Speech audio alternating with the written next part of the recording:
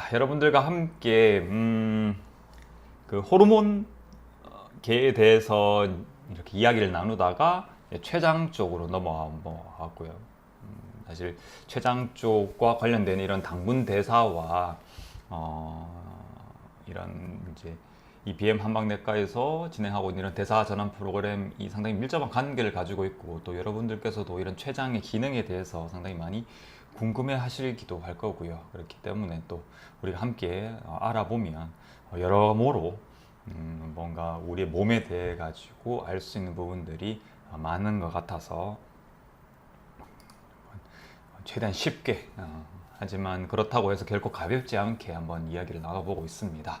지난 시간에 인슐린의 화학적 성질과 합성에 대해 가지고 마무리를 지어봤고요. 오늘은요, 인슐린에 의한 표적세포 수용 재활성화. 네, 좀 어렵습니다, 그죠? 근데 지난 7월 달에 우리가 이제 호르몬이 어떻게 그 분비되는 그런 이제 조직에서부터 혈류를 타고 이 표적 세포로 와서 이 신호를 전달하는가에 대해 가지고 한번 이야기를 나눠봤잖아요. 그래서 거기에 있어 가지고 이 호르몬 수용체 복합체라고 하는 내용들에 대해 가지고 이야기를 나눠봤었는데요. 그 중에서도 이 효소 연결 호르몬 수용체에 대해서 기억을 하시는지 모르겠습니다.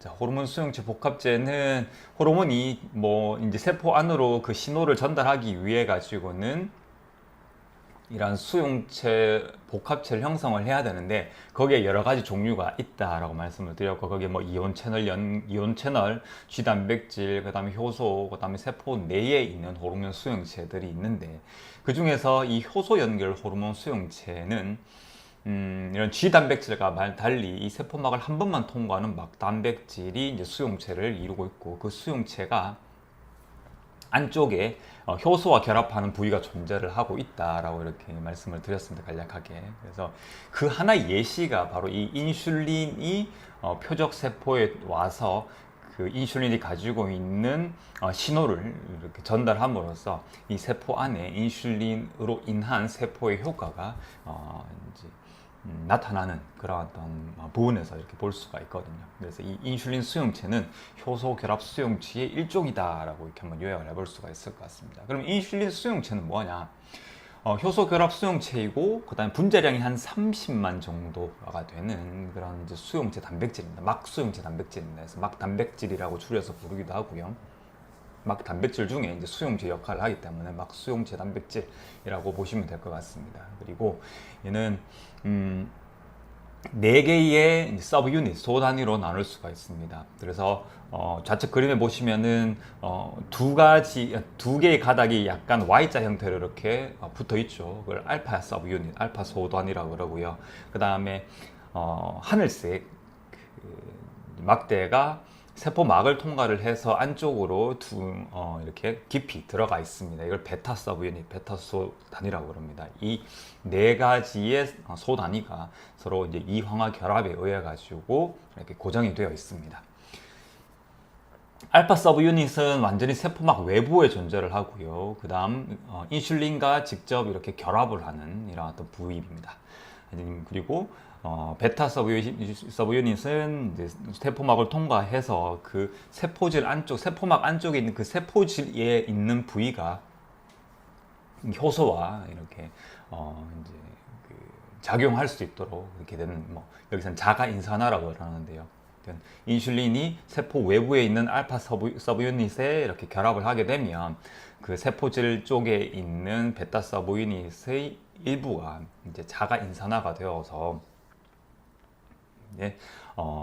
이 효소를, 그 세포질 안에 있는 다양한 효소들을 활성화 또는 비활성화 시킬 수 있는 그런 어떤 이 반응이 시작이 되게 됩니다.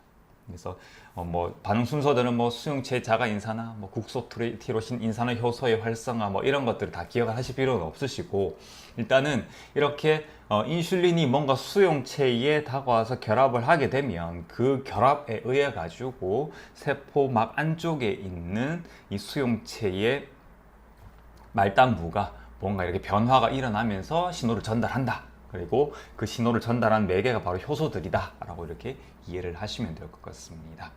그래서 이러한 방법으로 인슐린은 세포 밖에서 세포 안으로 신호를 전달을 하게 되고, 그 세포 안쪽에서는 뭐 당분의 투과성을 증가시킨다든지 아니면 지방과 단백질의 대사가 이 인슐린이 원하는 방향으로 이렇게 진행될 수 있도록 신호를 전달하게 되는 그런 부분인데요. 이러한 이제 내용들을 이제 아시고 이렇게 보시게 되면 왜 인슐린이 분비가 됨에도 불구하고 혈당이 떨어지지 않는지에 대해서 많은 분들이 궁금해 하실 거고요. 그러니까 혈액 검사를 해보면 인슐린이 분비가 된대요. 되는데 정상인 사람과 동일한 인슐린이 양이 분비가 되는데 왜 어떤 사람의 혈당, 공복 혈당은 200이 넘고 어떤 사람의 혈당은 7, 80이 되는지에 대해 가지고는 이러한 내용들로서 설명이 가능하다는 겁니다. 그러니까 이런 인슐린의 수용체에 뭔가 문제가 생겼을 수도 있지 않을까라고 가설을 한번 생각해 볼 수도 있는 거고요. 그러니까 단순하게 우리가 어떤 당뇨라고 하는, 당뇨병이라고 하는 부분이 있어가지고 단순히 인슐린이 분비가 되느냐 안 되느냐 이것만 가지고 생각하기에는 우리의 생명 활동은 너무나 복잡하다는 겁니다. 만약에 진짜 인슐린 분비가 부족해서 당뇨병이 생긴다 그러면 인슐린만 한껏 주입을 하면은 당뇨병이 치료가 돼야 되겠지요. 그런데 그렇지 않다는 겁니다. 그러니까 이 당뇨라고 하는 것은, 즉 이 당뇨의 어떤 관련된 이런 에너지 대사, 당분 대사와 관련되어 있는 인슐린 호르몬, 그 인슐린 호르몬을 둘러싸고 있는 다양한 그런 어떤 신호 전달 매개체와 수용체, 그다음 세포 안에 있는 그런 각종 효소들, 이런 효소들이 서로 복잡 다양하게 아주 얽히고 설켜서 이런 우리의 생명 활동이 이루어지는 것이기 때문에 이런 생명 활동을 단순하게 뭔가 획일화 시켜가지고 접근을 하다 보면 뭔가 놓치는 부분이 생기게 되거든요. 그래서 이러한 내용들에 대해 가지고는 많은 연구들이 이루어지고 있지만은 명확하게 뭔가 이렇게 아직까지 우리는 모른다라는 그런 가정하에서 계속해서 연구가 이루어지고 있는 거고요. 이러한 생명 활동을 정확하게 이해하기 위해 가지고는 우리 인체의 연결성, 이런 유기적인 관점이 상당히 중요하다라고 이렇게 다시 한번 생각을 해볼 수가 있습니다. 그래서 인슐린 분비가 충분함에도 불구하고 왜 서로 같은 공복 혈당 수치를 보이진 않는지, 거기에 대한 미친 영향은 어떤 요소들이 있는지에 대해 가지고도 이런 인슐린 수용체와 그 인슐린 수용체와 관여하고 있는 그런 효소들 사이의 어떤 관련성하고도 우리가 생각해 볼 여지가 있다는 겁니다. 그래서 뭐 이런 어려운 내용을 이렇게 이제 뭐 헬스토픽에 언급을 한다 이렇게 단순하게 생각을 하실 게 아니라 우리의 생명 활동에 대해 가지고 이렇게까지 연구가 되었지만 우리가 다 알지 못하는구나. 참 우리의 생명 활동이라는 것은 정말 경이로운 것이구나라는 것을 아셨으면 좋겠어요. 그리고 단순하게 당뇨라고 하는 부분, 혈당 조절을 위해 가지고 인슐린만 주입하면 되지 뭐, 인슐린만 이렇게 췌장세포를 자극해 가지고 많이 나오게 하면 되지 뭐, 이렇게 생각을 하신다 그러면은 조금은 뭔가 이런 그런 우리 몸의 생명 활동의 본질적인 모습에서 조금 이렇게 멀어져 있는 그런 어떤 판단이다라고 이렇게 생각을 해볼 수가 있을 것 같습니다. 그래서 이렇게 어려운 내용이지만 그래도 한 번쯤은 언급하고 넘어가려고 하는 이유 자체가 우리의 생명 활동에 대해 가지고 조금 더 다양한 각도에서 바라보시라라는 그런 어떤 의미도 있습니다. 오늘 이렇게 인슐린 수용체와 그 수용체가 인슐린과 결합을 했을 때에 이런 세포 안에 다양한 효소들을 활성을 증가시키거나 감소시켜 가지고 인슐린이 가지고 있는 그런 어떤 그 신호를 세포 안으로 전달시켜서 효과를 발휘한다라는 것, 이렇게 한번 알아봤습니다. 오늘 헬스 토픽은 여기까지입니다.